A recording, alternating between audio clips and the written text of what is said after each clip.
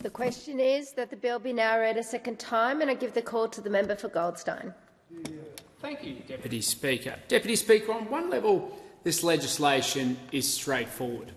On another level, it tells a far more compelling story about the enduring connection to country, of land and purpose of Indigenous Australians and our modern management. Because every nation has a story, Deputy Speaker, and some are born in revolution, others in conquest, and some, like ours, in the quiet but profound weaving of traditions, old and new, into a single tapestry of purpose. In Australia, we are blessed not with one creation story, but with many. And the oldest continuous culture in the world, our First Nations people, give us that dreaming. A spiritual and moral framework that grounds land, law and life in sacred connection. It speaks of custodianship, of song lines etched into the earth and the soul, and of belonging not as ownership but as obligation.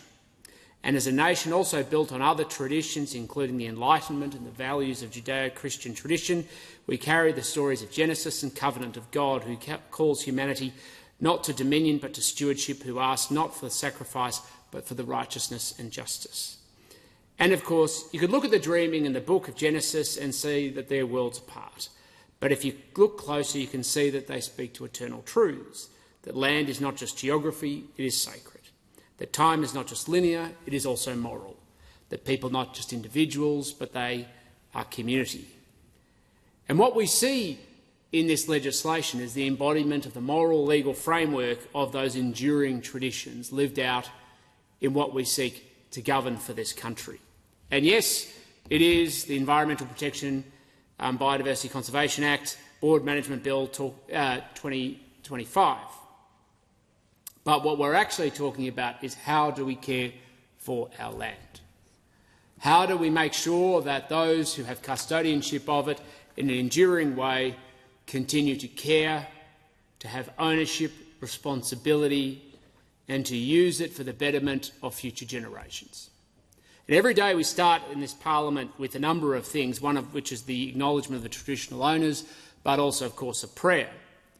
And we do so because we understand that continuing connection and enduring purpose of country in different ways to different people, but we understand our stewardship and our custodianship and our responsibility. And it's so important that we get the framework of law around that custodianship right. But in addition to that, it's so important that we also get our sense of responsibility as individuals and as community right. Now, I'm a bit of a radical on some of these things, Deputy Speaker. I believe very strongly in property rights, not just for those who in contemporary or modern concepts of fee simple, but even in some issues around the rights of Aboriginal and Torres Strait Islanders to be able to utilise their land for economic development. And when in a former professional life, as Australia's Human Rights Commissioner, worked with then Social Justice Commissioner Mick Gooda on the important work of reform around native title to enable Aboriginal and Torres Strait Islanders to be able to use their land for economic development. Because when we talk about the great issues that confront our First Nations people today, so much of the challenges come from the disruption from connection to country, not just from the physical separation, but the separation from culture, from connection and place, but then also, of course, of ownership of land and the capacity to be able to use it, ultimately then for economic development, to be able to improve their material well-being, and then that cascades onto their economic advancement to be able to support families and, of course, community, and create the incubus of and the nucleus of economic advancement for the well-being of people. And so the more we seek to get that framework of laws right, the more we create the operating environment for families and communities to thrive. And unfortunately, I don't think we've been as courageous as we need to be on these issues. And we've done great work between both sides of this chamber at different points in our history, but there is a long way to go. And my hope is that we get to see more work done in this space, and that we sometimes step beyond the traditional comforts that have dominated these discussions, and that will mean having some challenging conversations in this place to stand up and say the direct connection to Indigenous people to be able to use their land for economic development will be a material pathway to the improvement and advancement of not just addressing their economic welfare but their social welfare as well.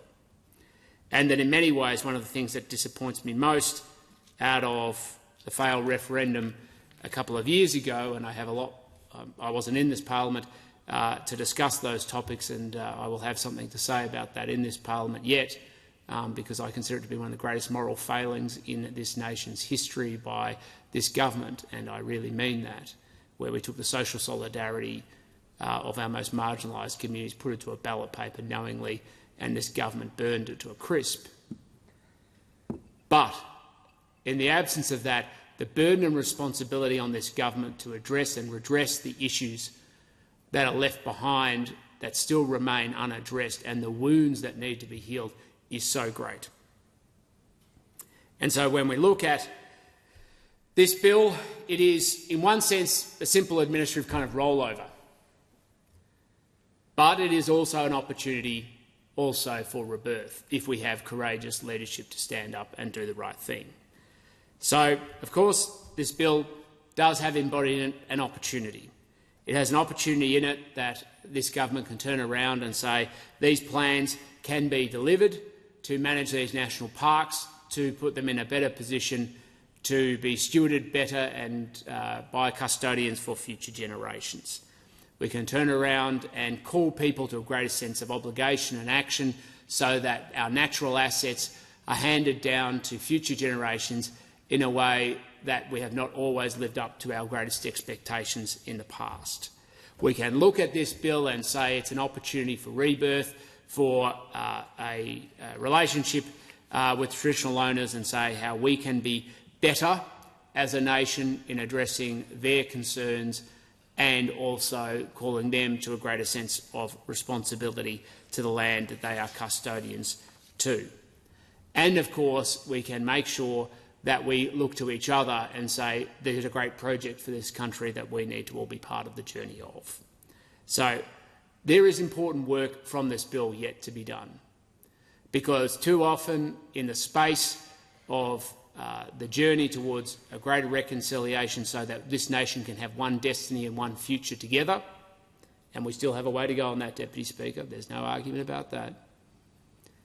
To have that one sense of unity and destiny and purpose, we need more than the talking points and the signalling that we have had from this government to date. We need a sense of moral commitment as a people towards a shared destiny, because what we've seen too often is that Labor has promised much but delivered little. We have seen this across lots of different areas of policy, but there has never been a time, sadly I say, where it feels like this country has been ever more divided. And this is not just something that relates to the issues in context of this bill, but in the context of the soul of the country, where we've had more and more Australians turning against each other rather than to each other. And at the end of the day, it's incumbent on everybody in this place, but particularly those who have the great privilege of sitting on those benches opposite, to call our country to that greater sense of purpose and to stand up for the type of country we want to be. To lead, to call people to a greater sense of moral purpose about who we are, and to stare into the future with a sense of clarity, direction and leadership, so that we do so as a people without fear. And I'm not going to try and suggest that this legislation alone is going to try and solve that problem at all. It isn't. But in the way this government is conducting itself, it isn't rising to that challenge. And I've spoken many times, Deputy Speaker, about the great gift that this government has been afforded. This government has been afforded a supermajority on a scale that is rarely seen in this nation's history.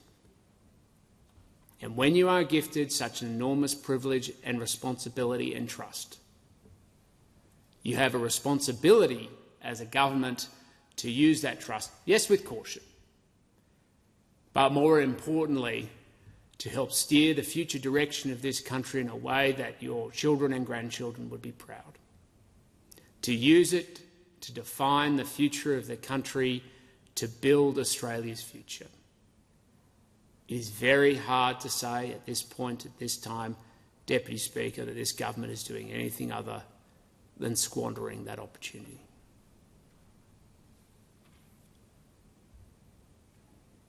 Because at the end of the day, we have a government that lacks a sense of clarity and purpose about who they are and what they want to do. They might have fallen over the line and they're seeking to figure that out, and they still have a couple of years to decide that sense of purpose. But the nation is looking on, and they're wondering when it is that they're going to stand up. And no matter how many times they carry on in question time, it isn't being realised in their legislative agenda or the policy agenda they're seeking to drive. But one of the things they can do is they can redress the damage that they did in the last term of this parliament.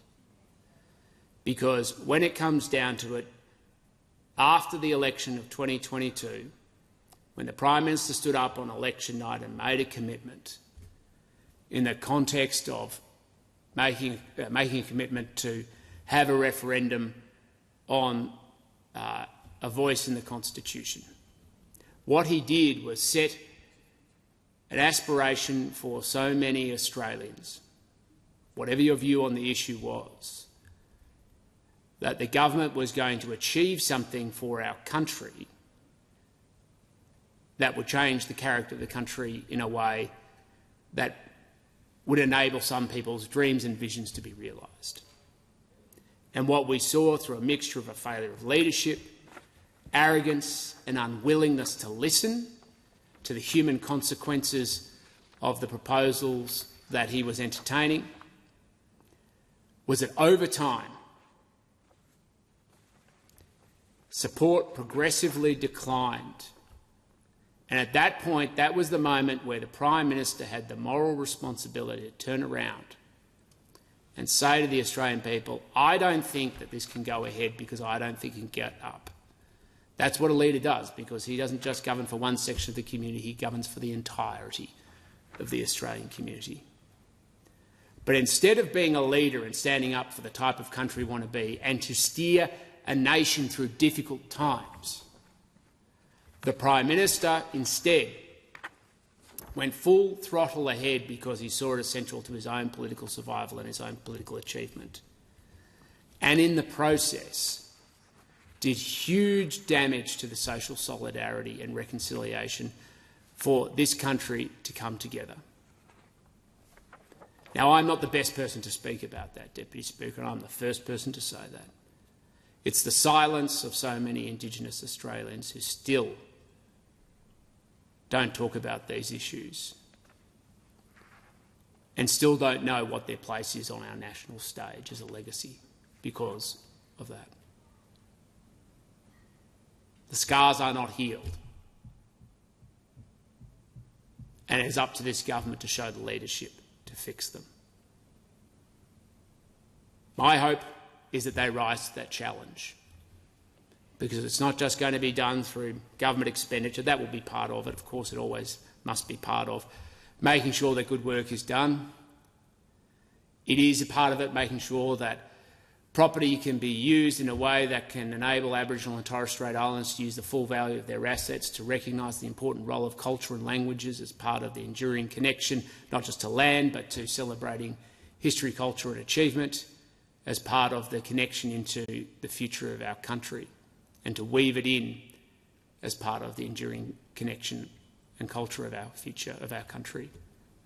But it's to actually recognise and actually to start to understand that there's a need to recognise the damage that was done as well.